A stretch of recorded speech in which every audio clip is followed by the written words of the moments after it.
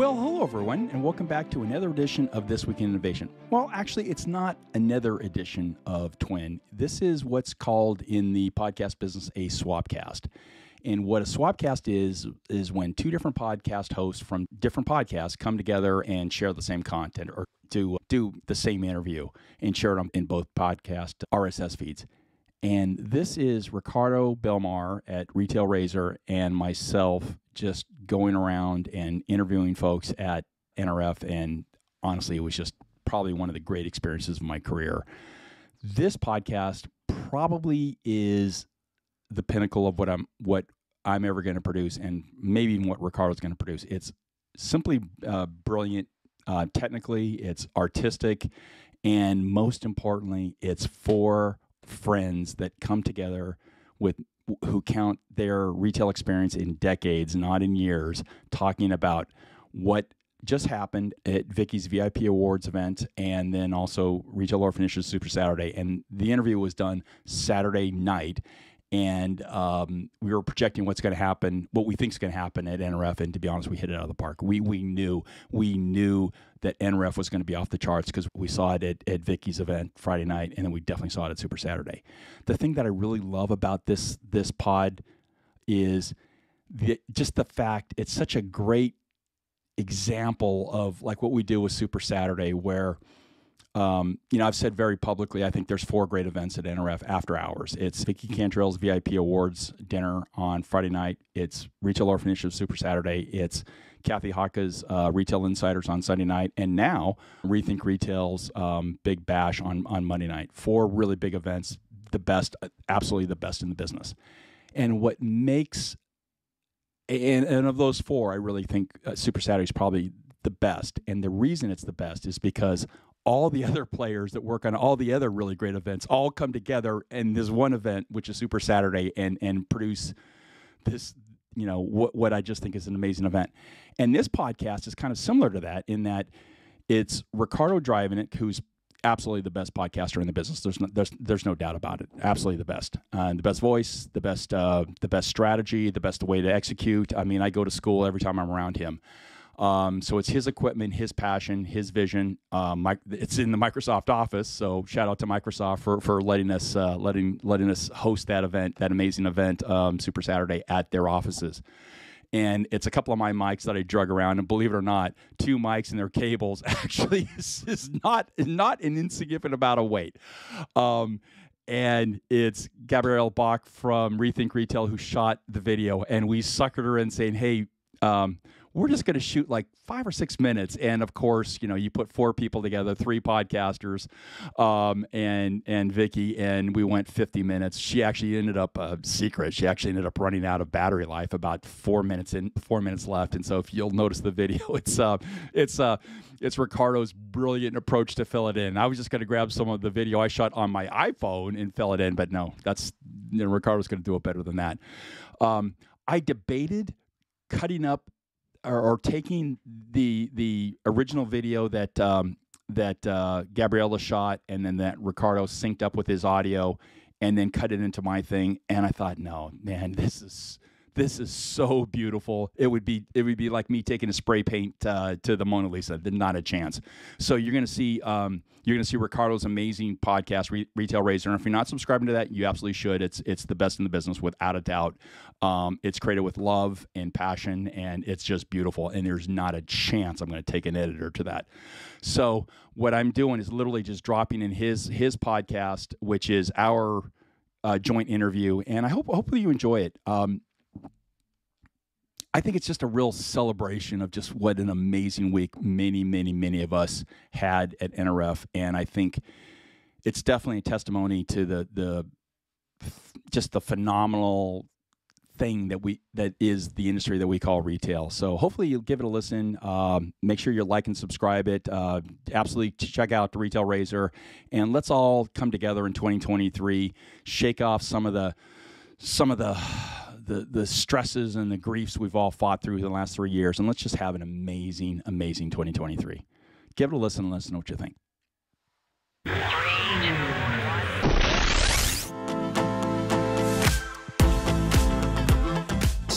listening to the Retail Razor Show, where your expert hosts and their guests cut through the clutter in retail and retail tech to shape the future of retail. Hello and welcome to a special Season 2, Episode 10 of the Retail Razor Show. This is the first of a multi-part series recorded live and in person at the NRF 2023 show from January 13th to 18th, otherwise known as NRF Week. And I'm your host, Ricardo Belmar. And I'm your co-host, Casey Golden. Welcome, Retail Razor Show listeners. Retail's favorite podcast for product junkies, commerce technologists, and everyone else in retail and retail tech alike. And for this special bonus, welcome NRF fans to our hot take hashtag NRF Live miniseries. Well, Casey, this is an incredible treat for listeners and viewers. Just like our last episode, our top 10 trends and predictions for 2023. The recordings in this mini-series all happen live and in person while, about 35,000 or so of our closest retail friends swarm to New York City. I just loved recording face-to-face when we're just not these two little squares from the shoulders up on a Zoom screen. Yeah, absolutely. Absolutely. So let's set the stage here for this series. Lots happening because not only is this a special live and in-person recording series, but it's also a podcast crossover event. Wait, really? Yes, really. We are crossing over with our fellow retail avenger, Jeff Roster, and his This Week in Innovation podcast. Here's what'll happen. So this episode kicks off our hashtag NRF Live series with what may be my absolute favorite podcast recording of our entire run so far. All-time fave. Like, that's saying a lot. I mean, I adore Jeff, but this is an all-time fave. Yes, really, of all time. Well, at least until the next one. But, All right. Well, with that kind of build-up, you'll have to explain a little more. So, spell. Okay. So late last year, Jeff and I were talking about our NRF plans, comparing how many places we overlapped, and realized it would be a great opportunity to do a series of interviews of super interesting people at NRF, friends we don't often see in person, and just talk trends, talk about what's hot at the show, what's coming next in retail. So the crossover was born, and we thought we'll jointly host these interviews, and then we'll just release them all across both the Retail Razor Show and This Week in Innovation. Very cool. I'm digging this. But wait, there's more. In your best enough, boys. I'm trying to build up some suspense here. We're already on the edge of our seat. So not only is this our first crossover series, but it's also our first sponsored podcast. Look at our podcast. It's adulting. Exactly. We didn't realize just how popular we've become. So while Jeff and I were making plans around who we try to interview during NRF, there was one important thing we realized. We actually need a really solid place to sit down and record during NRF because, let's face it, the Javits Center isn't the most conducive to podcast recording. It's not the most conducive for much. So, I mean, I don't think we could do this while sitting in front of Starbucks either. Right. Exactly. But fortunately for us, our good friends of the show and avid podcast supporters at Avanade made us a really nice offer to use some space in their lounge area on the 4th floor just above the expo hall. So fans of our show may have seen a preview photo of this setup on LinkedIn during NRF as we posted a few behind-the-scenes pics courtesy of the marketing team at Avanade. Oh, big shout out to the marketing team at Avanade for their support and for providing such an amazing space. I wish I could have been there for all of these. Yeah, we definitely missed you for those. And for this episode's recording, we were also fortunate to take advantage of another great spot in one of the conference rooms at the Microsoft Times Square office right after this year's Retail ROI Super Saturday event had concluded, right at the same location. So extra fortunate. We happened to run into two very special friends of the show who've been on before. They agreed to sit down with Jeff and me to have an open conversation about our first 2 days at NRF, about what we expected to find, what we might uncover during the show. And to be fair, Jeff and I pitched this as a quick 15-minute recording to them to convince them to do it. And of course, that turned into a nearly 50-minute session because guess what happens when you have four retail friends get together, haven't seen each other in person in so long? Yeah, we just don't stop. I think it would be very much like a Friends TV show, reunion episode.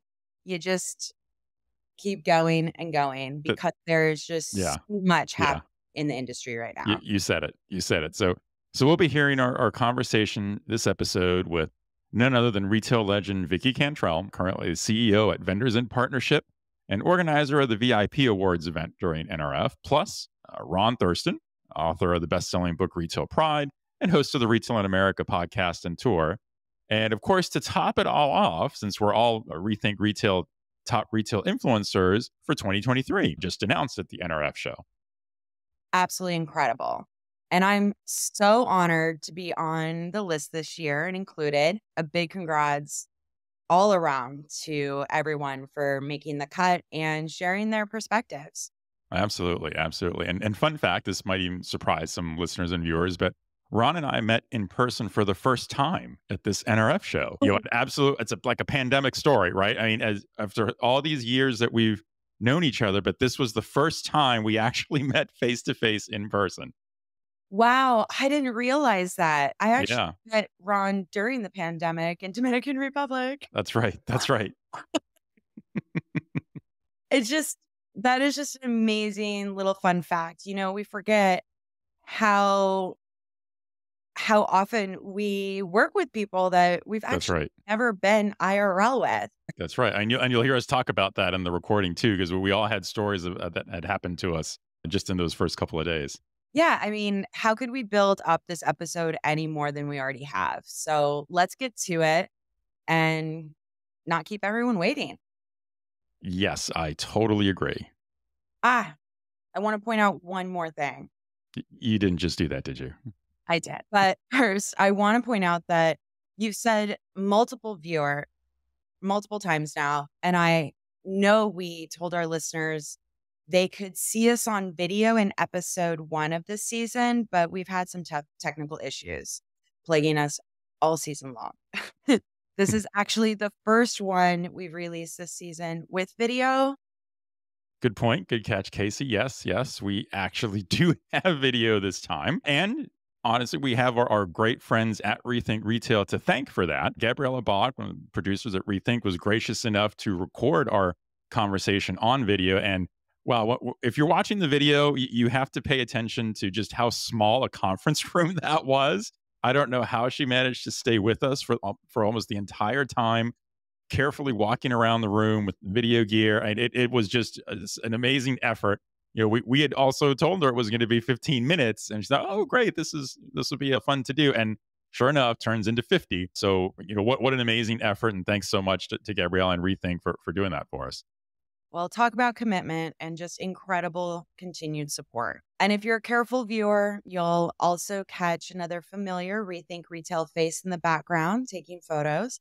I won't give away who it is yet, but when we come back, we'll let you in on the scoop. Okay, well, after this incredibly long intro that we've managed now, maybe our longest yet, let's dive in and listen to what Jeff, Vicky, Ron, and myself had to say about the VIP Awards, Retail ROI, NRF in general, and just the state of retail today and what we expect to happen this year. And you'll see why this is quickly my favorite podcast we've ever done. Amazing.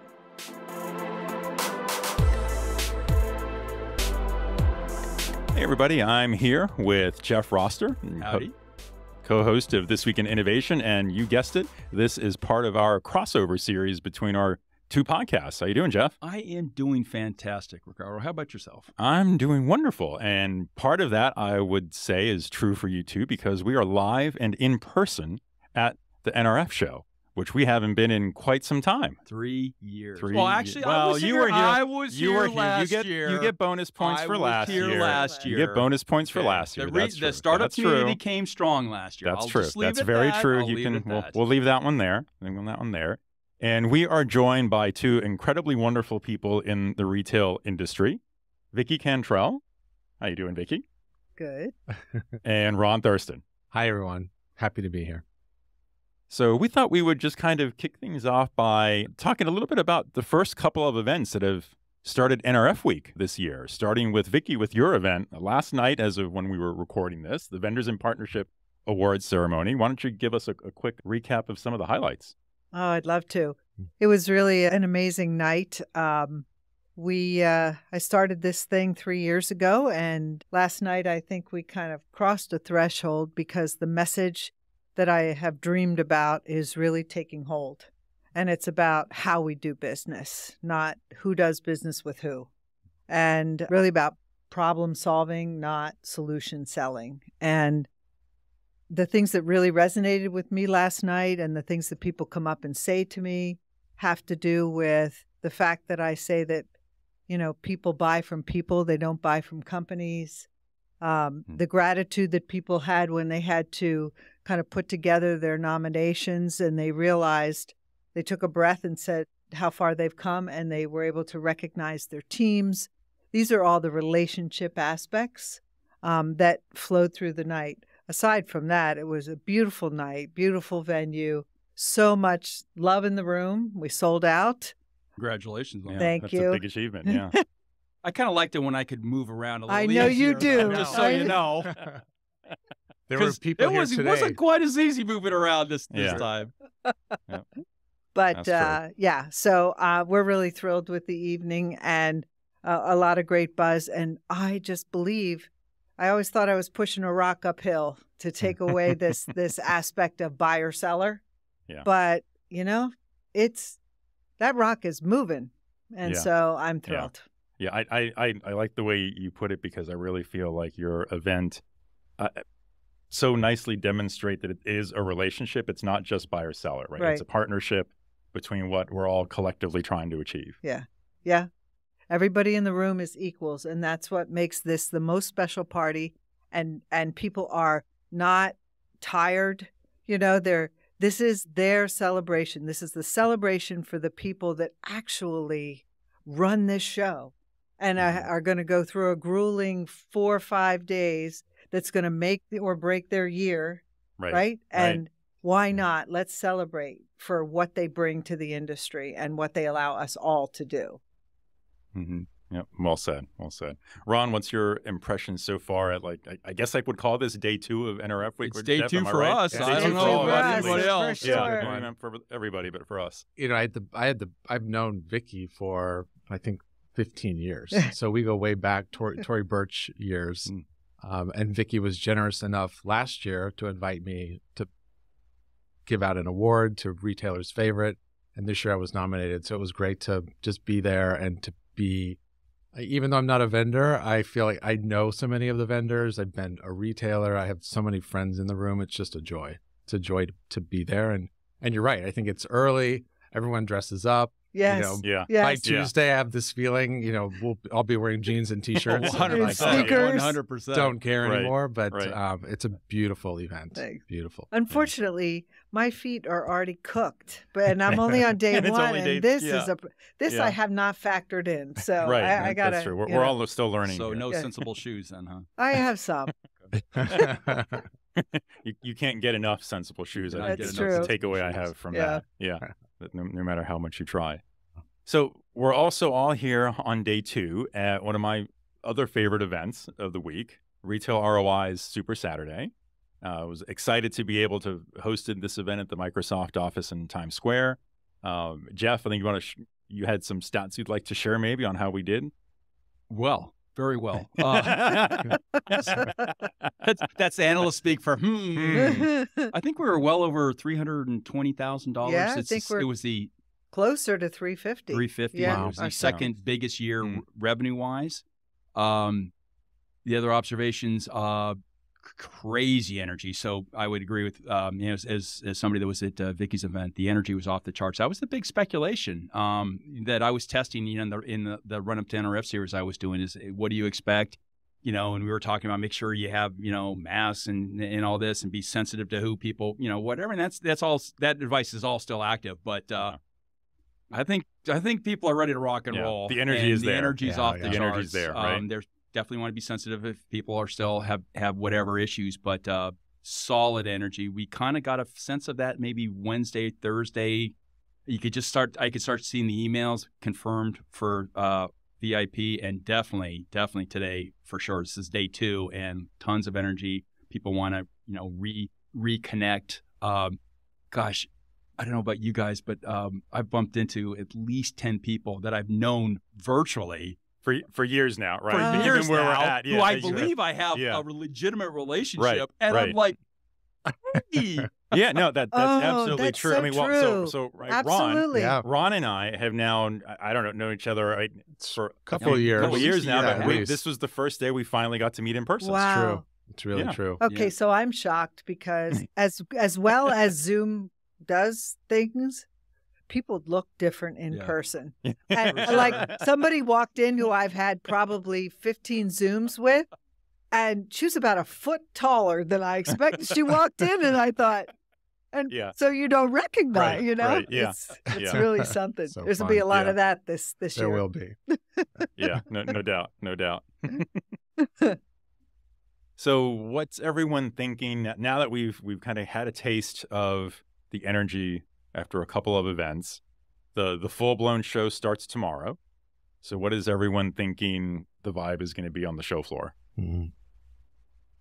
I would say that because of this energy and what I'm hearing just in a few conversations of today and yesterday is, and people are actually saying that, you know, the pandemic, so we're ready to get back out there. They're using this kind of language, and this is solution providers. And for them, that means get back out there. I want to go to events. I want to pick and choose different types of events. I want to get, you know, more involved in different types of things. And today we heard about 2 different vendors who are now heavily involved and didn't know anything about ROI. So when you that think hurt about a little bit when right? she said that. It's like, Yes. But you know, you just because they are now wanting to be involved in new things, new ways, get back out there. I would say the watch phrase is get back out there, and that's what we're going to see on the floor. That people are going to be looking to, like, am I up to date on technology? Let me stop at all these booths to really feel like I'm connected again. Yeah. That's what I think. Yeah. And I think because there's been so much conversation about all the new ideas and all the new technology, you actually need to touch and feel it. Similar to shopping in a retail store. I think I'm excited to go down, you know, innovation lane and what are all these brands bringing? What's happening? What are some big new ideas? Yeah. And you know, a lot of retailers, and I'm sure we'll speak about the Rethink Retail Bash coming up, but the minute I posted of, you know, hey, Rethink Retail's having this, the amount of responses that I received of like, I'd love to go. I'd love to go. Yes. The willingness and desire to reconnect is powerful. Powerful. Yeah. That's right. So, well, since you brought up the Rethink Retail that I think we're all going to be at Monday night, what other, so day one, official day one, I'll call it, right, for NRF Sunday tomorrow. That's on day 2. Anything else anyone is excited to be going to of the remaining days? I'm sorry, but I can't not talk about rock and roll retail. I mean, you I'm know, with you on that one. That's the other thing where retailers are so embedded in different fun areas of life. Yes, they do charity work, they go on trips, they play music, they make a band, and it all comes together here. And it all comes together here. Yeah. Wow. Yeah, I'm excited for that one too. That's another Monday late evening. Oh my gosh, Monday. Yes. Oh, and then of course the retailer insiders. I was just going to say that one too. Yeah. It'll be my first year attending that. So get ready. Get ready. That's a 9 p.m. on a Sunday night. There won't be be a lot of coat and tie at that one. That's a little more raucous for sure. Very good. A lot of people. You know, so the energy is clearly here. There's no doubt about it.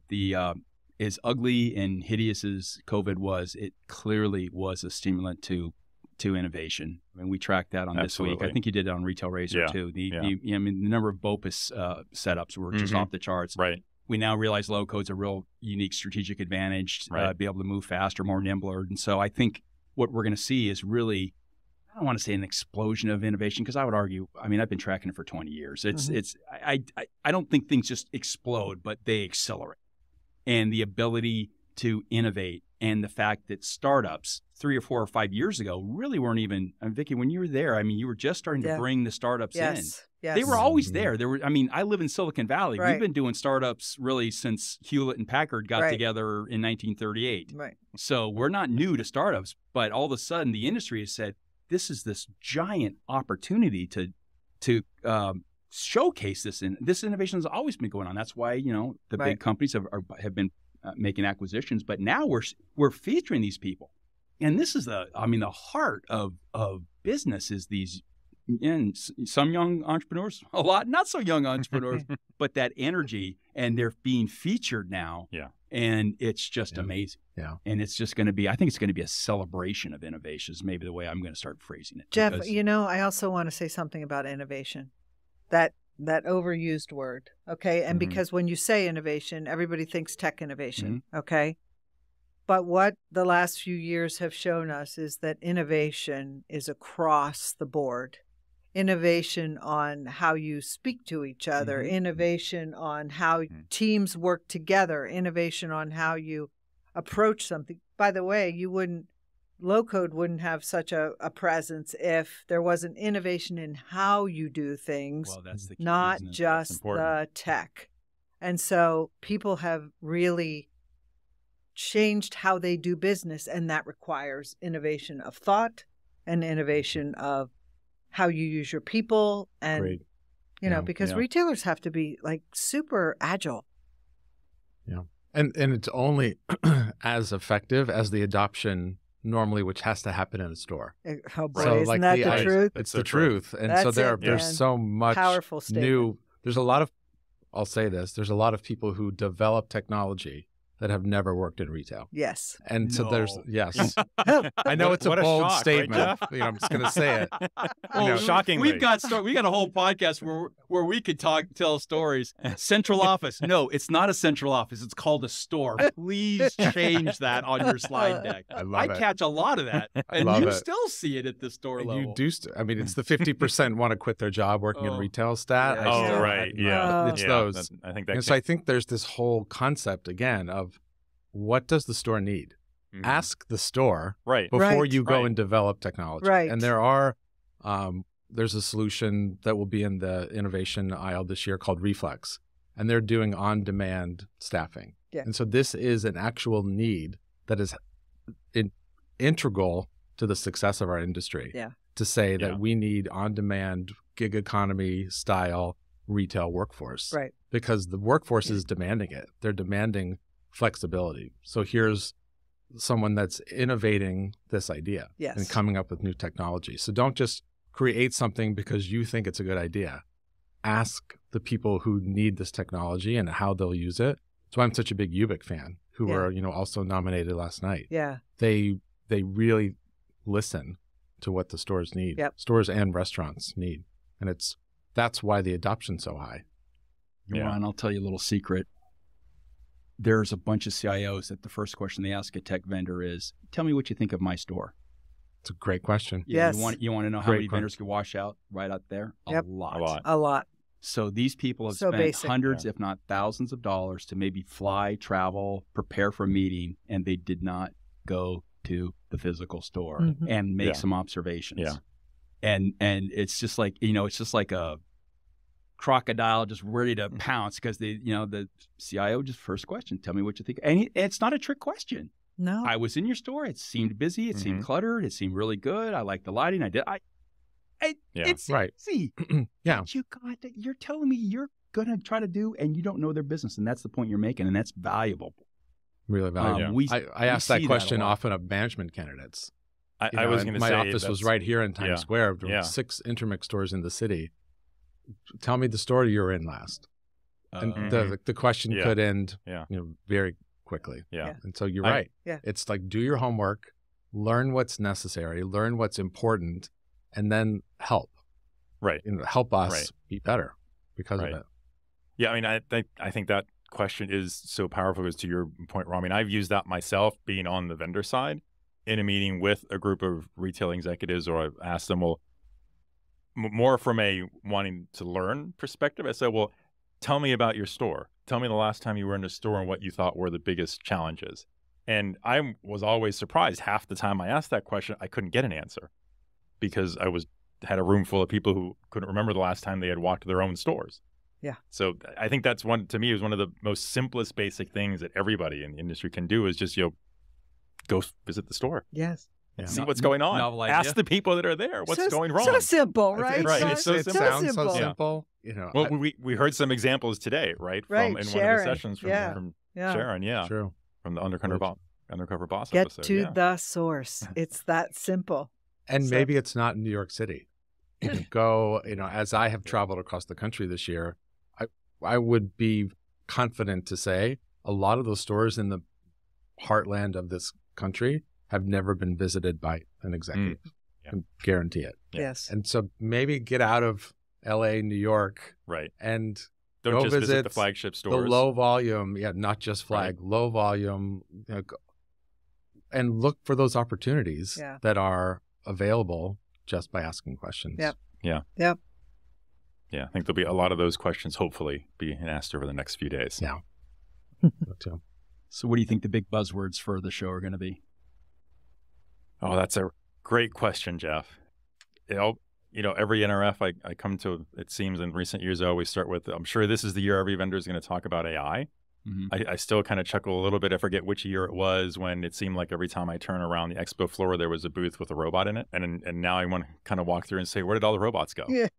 They're working. They're in the stores, apparently working, I guess, maybe. I don't know. I don't know. I mean, I'm actually kind of interested to see what the buzzy words are going to be this time. We're kind of coming out of a year where the first half of the year, the big buzz was all about metaverse. Mm-hmm.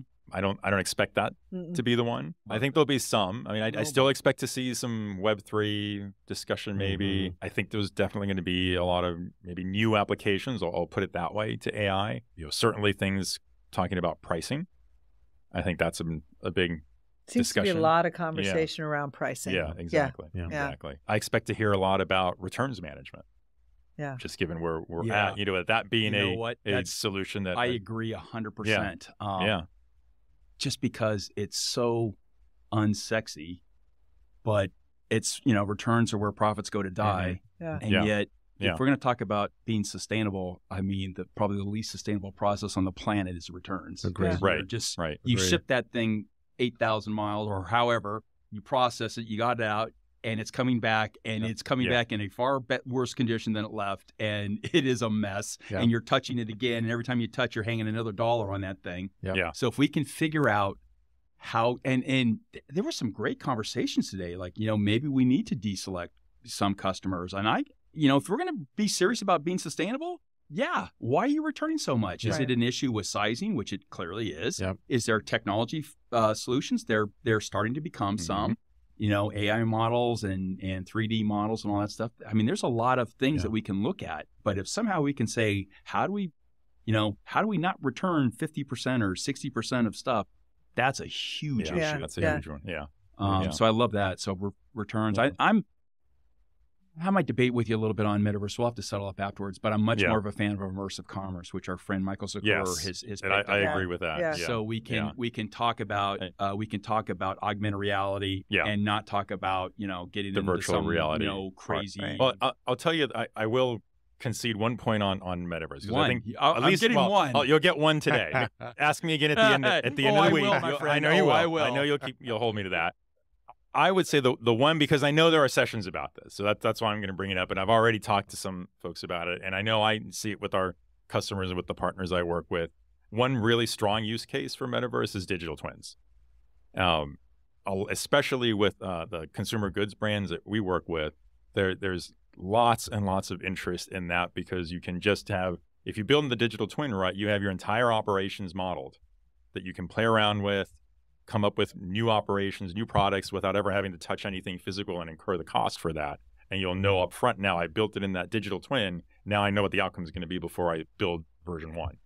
So I think that's, in my mind, the most valid use case today, because I know you're looking at me, Jeff, and you're thinking there's more to it than that. But I'm waiting. I know. I'm like a cheetah. You're finding. I know you're waiting to pounce on me for that one. But I'm going to say that's today's use case for metaverse.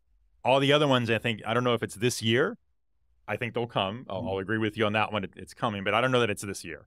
This is in that same category of how much you have to pay attention. You have to be paying attention, but come where we are economically and where we are, it's going to be, I'm going to pay attention, but I'm also understand that no bright, shiny objects. Right. Okay. And Right. that's where it is Yeah. still. Right. It's still that. But you get some of the core pieces. I think that, to me, is the key for some of these. And that's why I keep bringing Yes. up the digital Well, twin, just because you like need a lot of the AI, same core pieces. You need the pieces. Yeah, right. You need that Yeah. fundamental And- infrastructure and piece that's why so you can build on. That's why immersive commerce is a superior word to metaverse, because you can get those Yeah. pieces and Yeah. you can kind of loop it. Because we Right. as analysts, we have to have something to hang that framework on, because we got to study it, we got to survey it, we got to forecast it. You ain't forecasting metaverse, because that's nonsense. Right. It's $22 trillion. Okay, I picked what? It's ridiculous. What's that based on? But immersive commerce, you can break out AI. Well, you can break out AI as a foundation. You can break out virtual reality, augmented reality, all these components, and now you can build Right. You can build a deal, and I think that's probably a far better way for us to talk about it. And there's absolutely zero energy, pro or con, around that word. Yeah. Right. And unfortunately, I think the guy out in my part of the states maybe kind of mucked up that word just a little bit. I won't say who, Just a little. but Remain no, anonymous to protect the innocent. So we'll have to square up. But I'm thinking augmented reality. We've had okay. it. We've had it in aviation for 20 years. I've trained in simulators, so the pieces are not there. And I'll tell you the other thing that's the most interesting about this thing is not so much what Nike's doing in whatever the virtual reality world they're doing. I think the best example is what Ulta Cosmetics is doing.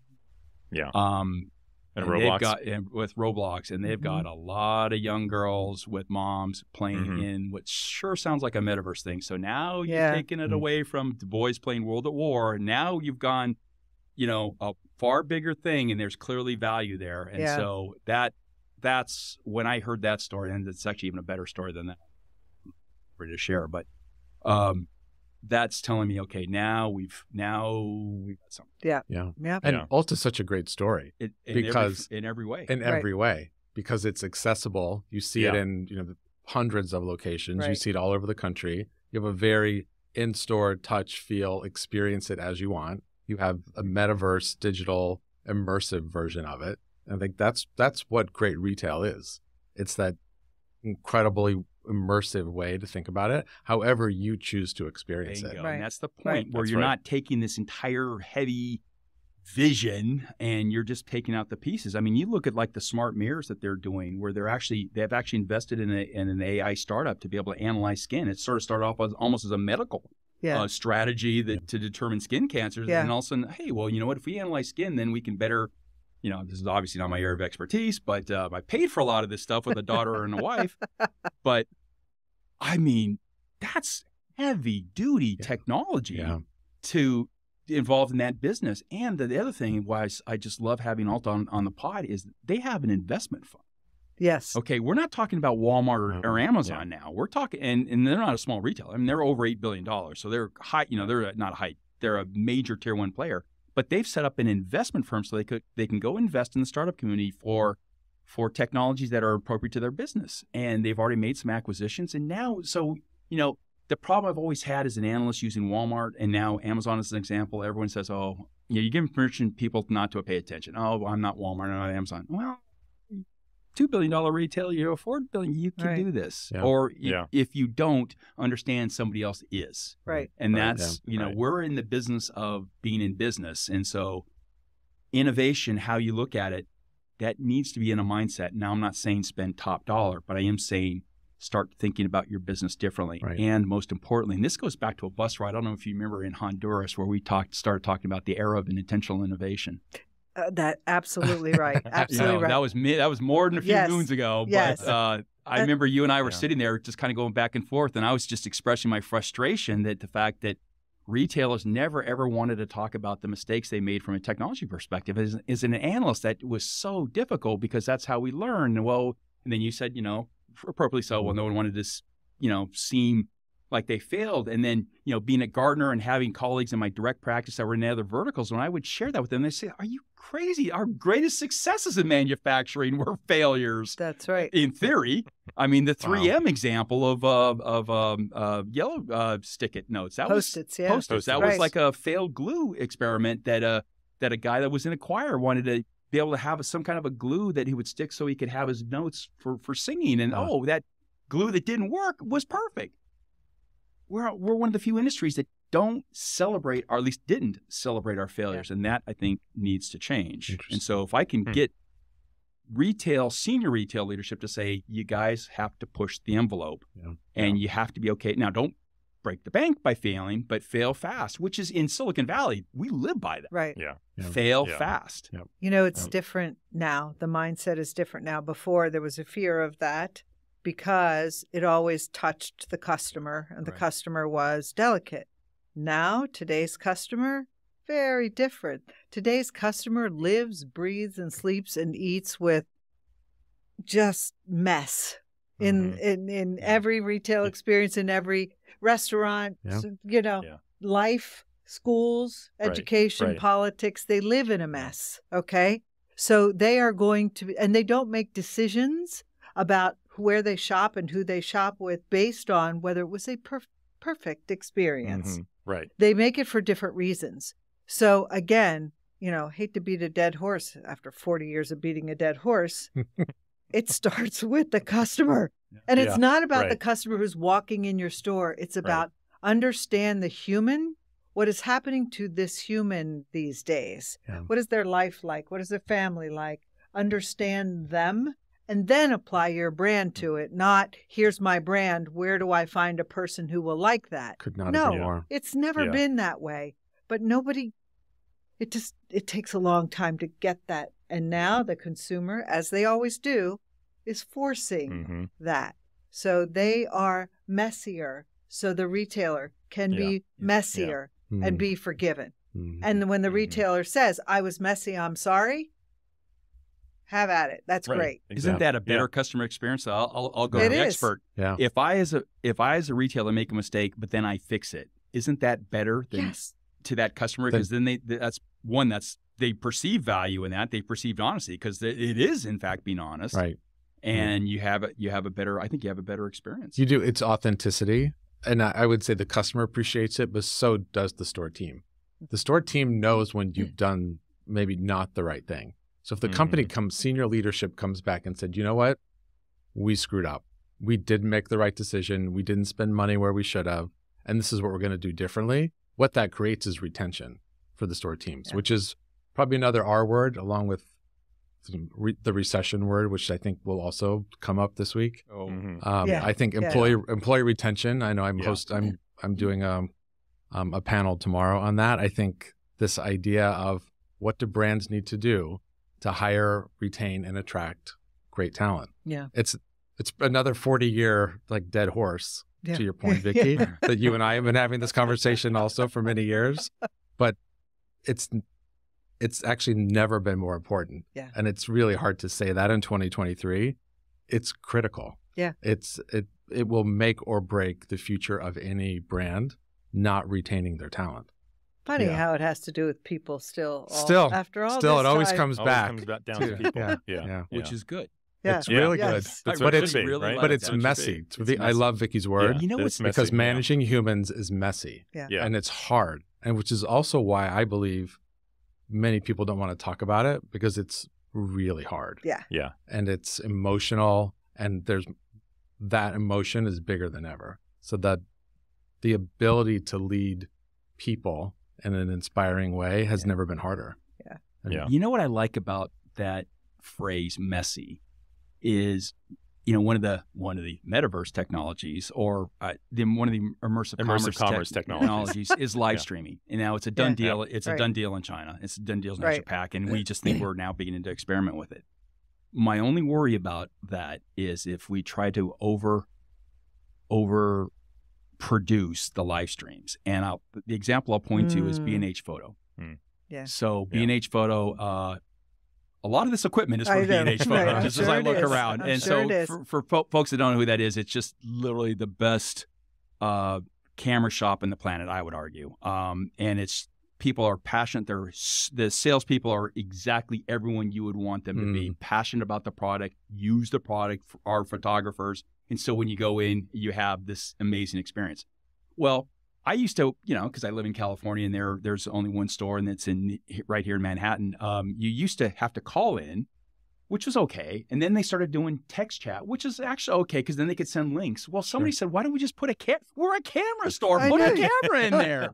And the first one I did was like 2 years or whatever it was. And it was not a good, I mean, it was a great experience, but it was not a fancy, I mean, it was like, this is not a great stream, but the content was crazy. And I'm like, this is fantastic. The guy's showing me this. He's pulling out a $3,000 camera lens and a $10,000. Kathy, I put that one back. Okay, I didn't buy that one. And then he brought over a cheaper one. And I'm like, this is crazy. And then, Michael Segura comes into your clubhouse and he starts talking about what's happening in Asia Pac. And I said, oh, that's a novel idea. Why don't we look east? And then I go, wow, okay. Yeah. So my only worry about that is if we try to make it if we overproduce it, I think was the word I was looking for. Just let it be authentic. Let it be messy. Messy. Let it be messy. And you were the one, Vicki, when you were at Tory Burch, I think you were talking about, at some conference, you were talking about like a fashion show or something you did where you had nutty response. I mean, crazy responses, right? Because we did this test where we had such brand advocates, and it was Path, I can't remember the name of it, but anyway, we went out to our customers and we made them part of the process. Novel idea. Here's 4 buttons. Which one do you like? Okay. I like that one. And they feel so in the know. Look, people, again, when I just bang that drum about it's about people and it's about community. They belong to a community. People want to belong. That's what they want. Right. Whatever it is, 2 people, 10 people, 5,000 people. And they became part of an insider community by being asked their opinion. It was extremely powerful. Right. Yeah. And so it's, I've never forgotten that story. Yeah. It's so I'll add on to that with one interesting point from one of the sessions today from the GMU consumer study that Gotham has been on the show many times. Preview today. I haven't got him on my show yet. I don't know, Jeff. I mean, I don't know. I can probably help you. Yeah, maybe Vicki can pull some strings for you, Jeff, and get him on your show. But he's kind of been a regular here. Maybe that would help. Wow, that might be it. But Ron, this is full content. He likes me too. Right he gives here. my book to his students. He likes me That's too. right. Yeah. You go. So I think you've missed the boat on that one somehow, Jeff. Yeah. So, but he did mention he had one of those points, if you remember, on the data he previewed about consumer pain points about having a store associate that wasn't helpful or just wasn't around, right, when they wanted them to be, right? That was, and the reason I bring that one up is because you've been saying this now for half of our recording time, Mickey, about that messy connection, right? And I think, Ronnie, you may remember we've talked about this before with that store associate being the live streamer because they're the one that has the connection with the customers that shop at that store, which is exactly Jeff's story with B&H, right? Because you know that store. You are a passionate fan of that store. I am a official how could they not get you to buy something through a live stream showing you what it is, what the product is, when you can't be there in the store to physically touch it? So I think that and it doesn't have to be overproduced. Exactly. No, it just has to be knowledgeable. Because it's people working with people. Yeah. And that's the key. And that's I'm you've got to tweet out that term messy. If not, I'm stealing it because we need to make that the standard. Don't screw this up. Right. Don't overproduce. Sorry, digital media folks, don't overproduce this. Perfect is the enemy of the good. Of the good. Yes. Make it clean, make it authentic, make it honest. And I think the best proof point, and we were all talking about this before the mics were on, about how many people have we run into on the second day that we're here, that we all felt like we're talking to them for about 10, 15 minutes until suddenly you realize, this is the first time we're meeting in person because we've only ever seen each other on Zoom calls and Teams calls and all these. We're always just been a square on a screen, but we've done this for so long now. We feel like we have this existing connection. It's true. And now we're in person. It's true. But, like Ron, we hadn't met in person before. Until last night. Until last night. Mm-hmm. So that's, to me, is the proof point, right? Yes. That that kind of I'll call it sounds negative, but I don't mean it to be negative. Yes. Low production value live stream because it's authentic and it's messy. Right. That's why there's such tremendous buzz. Now that you say that, that's what I'm thinking. It's a combination of seeing the people you've known forever and being so thrilled to see that person. Yeah. And at the same exact time, seeing a bunch of people that you've never seen in real life, only Right, digitally. So you have this like information overload, Yes. right? Yeah, it's true. I have a statement. I used to say, like when we were trying to implement systems quickly and let's get it done, I used to say, don't worry, be crappy. Mm-hmm. Okay.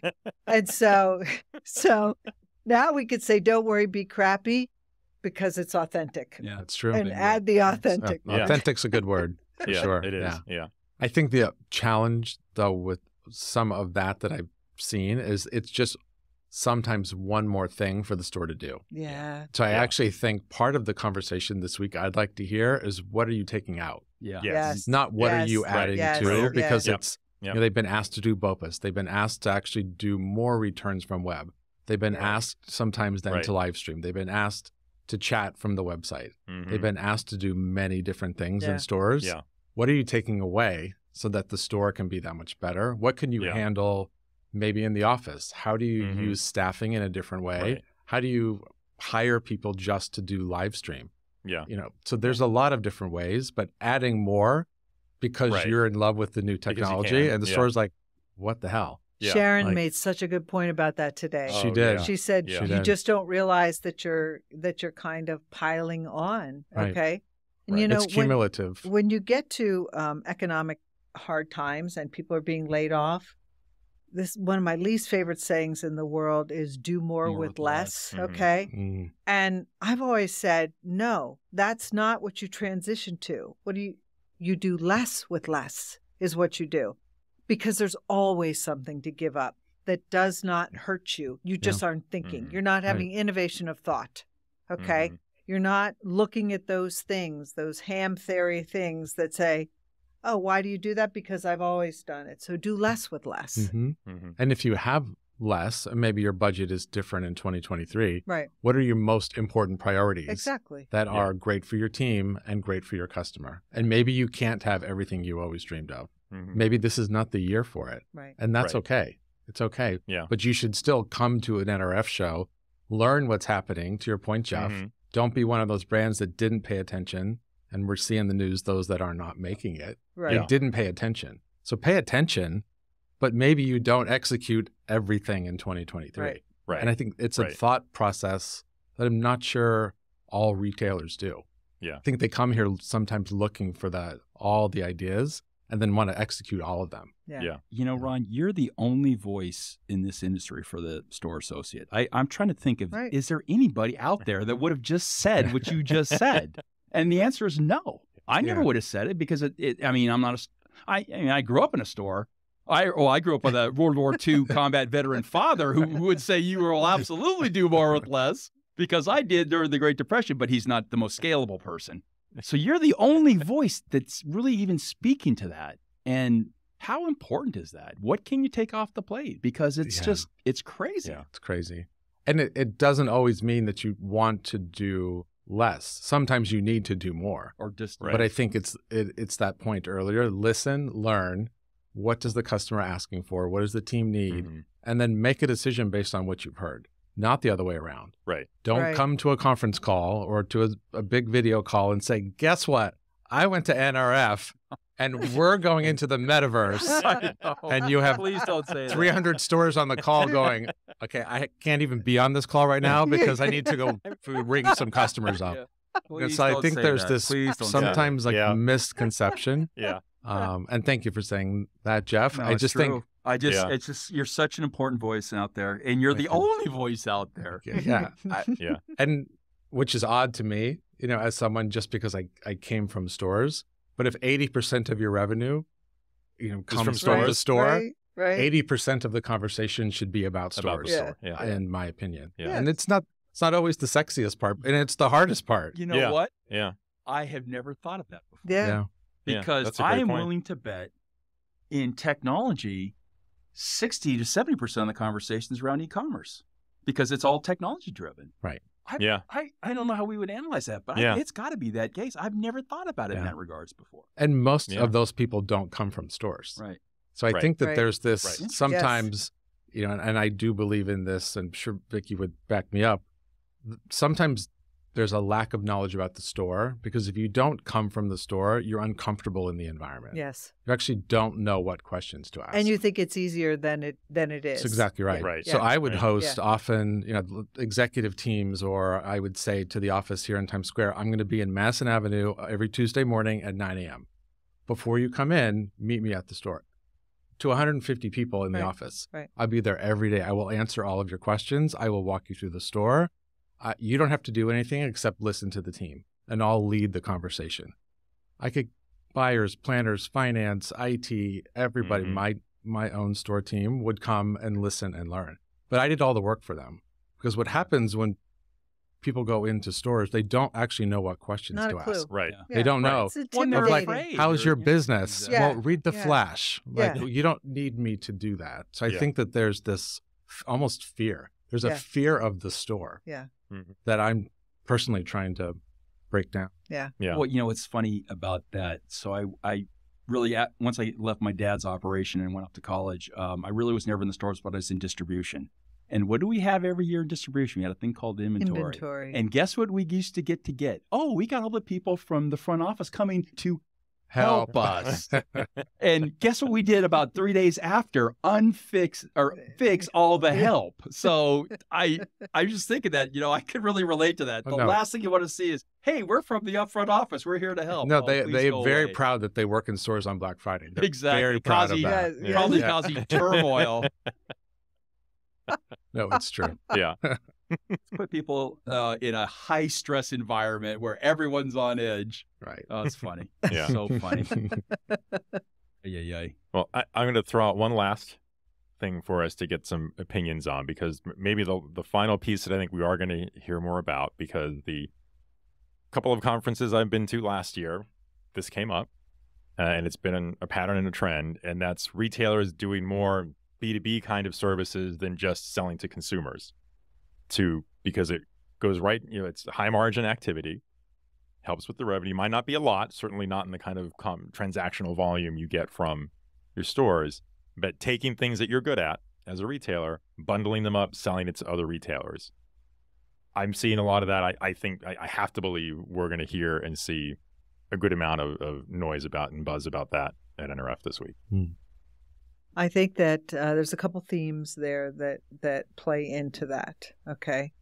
First of all, this is the best industry in the world, and the most resilient and the most creative and the most agile, because you are dealing with that customer, and every day is different for a retailer. Every day is different. I don't know how else to say it. It's the truth, right? So since every day is different for a retailer, okay, in this world, nobody is doing anything by themselves. You can't be successful by yourself.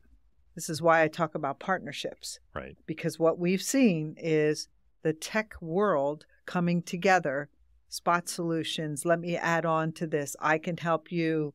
Look at the partner networks. They've grown and grown and grown like crazy, right? Right. And same thing with people thinking more partnership oriented. I've just gotten to the point where no one can do it alone, and they shouldn't. Yeah. And I think that is at the crux of this is, look, if I can't build it, let's go find it. Let's work together. Right. So Yeah, I would agree with that. Yeah. Well, I've always said I think technology in retail is much more expensive than it needs to be, because everything is competitive advantage, so we can't share anything. So everything has to be custom developed. Right. You don't see that in other verticals. Yeah. In manufacturing, the CEOs are all engineers. You're right. They just like, okay, if we all design a better drill rig, let's just compete on who can get the raw materials to market. Let's not compete on, hey, I've got a unique drill thing. Yeah. I mean, it's crazy. When I used to try to explain how retail operated inside my Gartner colleagues in other verticals, it was like they would look at us like, you are out of your minds. You are out of your minds. Wow. And I get why we are. In some ways, because we are we saw it in March and April of 2020 how thin the line of civilization is. It's one grocery supply chain, and if that supply chain would have crumbled, if the truckers would have said, "Hey, listen, everyone's cutting and running, we're going to cut and run too," we'd be having a different conversation right now. Yeah. But let's just maybe compete on doing better business and not necessarily on I've designed conveyor some way, super unique. We'd be a better industry if we would do that. Yeah. We'd be buying technology at a cheaper rate, for sure. Yes. And I would argue that we're much more similar than we are different. Of course. In many ways. And I think that's also often missed, that everyone thinks that their business is so special. Yeah, it's not. And they're not. You sell something different. Yeah. But the core of actually how this Processes. industry operates is not that different. And I do think we have to be more open to learn, open to listen, open to, you're right, maybe it's I buy it instead of developing it. Right. I don't hire someone, Right. or you do it in a pop-up and I learn how to do it uniquely. But I do think there's something, I don't know, Jeff, if you agree, there's something that we feel in this industry for every brand I've worked for that no one does it as well as we do. No, 100%. We're the best at it, and therefore I'm not going to share my secrets. Exactly. And the I'd key like is- to break that down a little They're bit. not secrets, though. That's the thing. It's like it's like, what is it? The emperor has no clothes. I Yeah. mean, come on, it's software. It's true. The people that benefit from that, and it's a bit heresy because these are some of my clients, but it's the consultancies who have gotten away with mass customization. And so if we could just absorb technology, and by the way, a lot of software companies say, listen, just accept code at base, and you'll drive the cost down. We'll be able to refresh. So it's that whole mind shift. I Look, think. remember, people are always going to protect their turf. Yeah, 100%. Okay? And Right. when you think, Right. not just from a brand perspective, but think about the infrastructure that's inside retail, where you have the heads of departments, okay? And when we tried to break down those silos, okay, and get the communities to work together, because they have to do that to have a great business, people are very protective about their whatever it is. Unique knowledge. Their unique knowledge, their power, their salary, it just goes to your core. And again, when you understand the person, you can deal with it in a better way. But that's, where that comes from, is the protection of not what's mine. And then I've seen where each person thinks about it differently. A marketer is going to be extremely protective.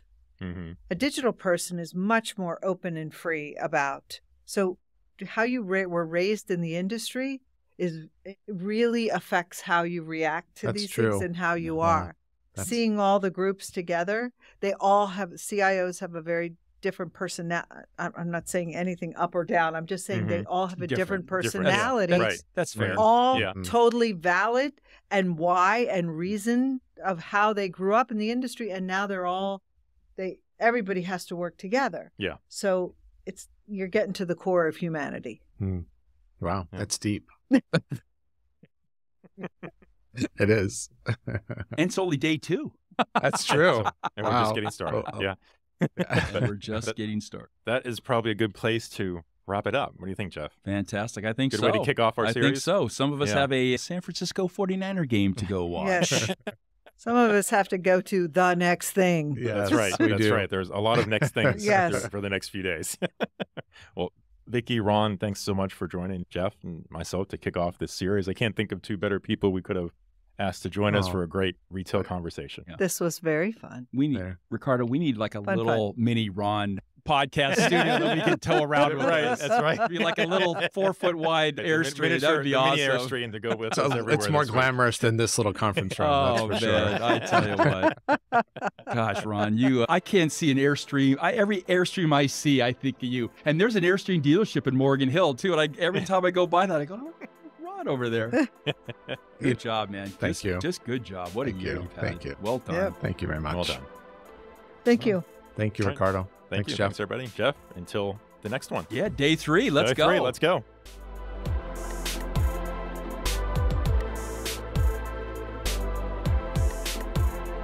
Welcome back, everyone. Damn, you didn't oversell that intro, Ricardo. Killer discussion. I didn't even notice how long it was. It just had me wanting more and wishing I was in the room. Yeah, well, like I said, it's definitely getting my vote right now for best episode we've ever done. I mean, there's something to be said for capturing these kind of conversations in person in a really small room among friends and just a completely open discussion. Well, I hope our listeners and viewers enjoyed that. I know I did. I really wish I had been there, but next time. Next time. Yep. And I'm sure this will not be the last time that you see this group get together for a chat. You can count on that. And we'll bring them back for more in the future. So for those of you paying attention, if you caught our other Rethink Retail friend in the background, well, if you've guessed it, Julia Raymond, you'd be right. Julia was watching through the glass outside the conference room, taking a few pics. I bet she didn't expect you guys would be there so long either. Yeah, that's so true. That is so true. I'm sure she didn't think it would be quite that long. Well, Casey, I think this wraps us up for the first part of our NRF Live miniseries. Indeed, it does. Stay tuned, everyone, for the rest of the series, and be sure to catch the fun not only on the podcast, but also This Week in Innovation, hosted by Jeff Roster. Ricardo, that's a wrap.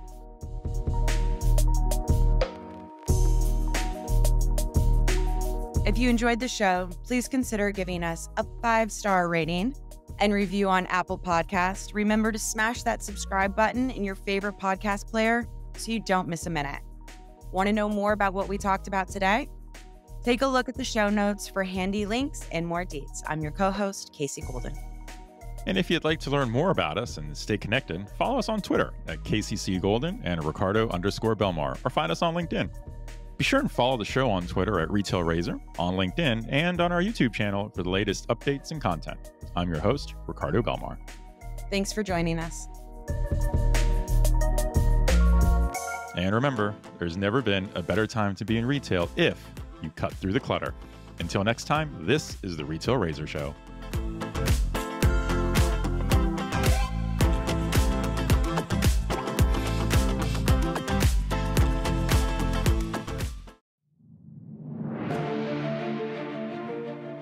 Thanks for giving today's pod a listen and now a view. For more info, check out the show notes and please give us a 5-star rating. Like and subscribe, as the kids say. It really helps us grow. If you'd like to be a guest, send me a note. We're always looking for innovative thought leaders and startups really doing interesting things. And make sure to come back for next week's episode.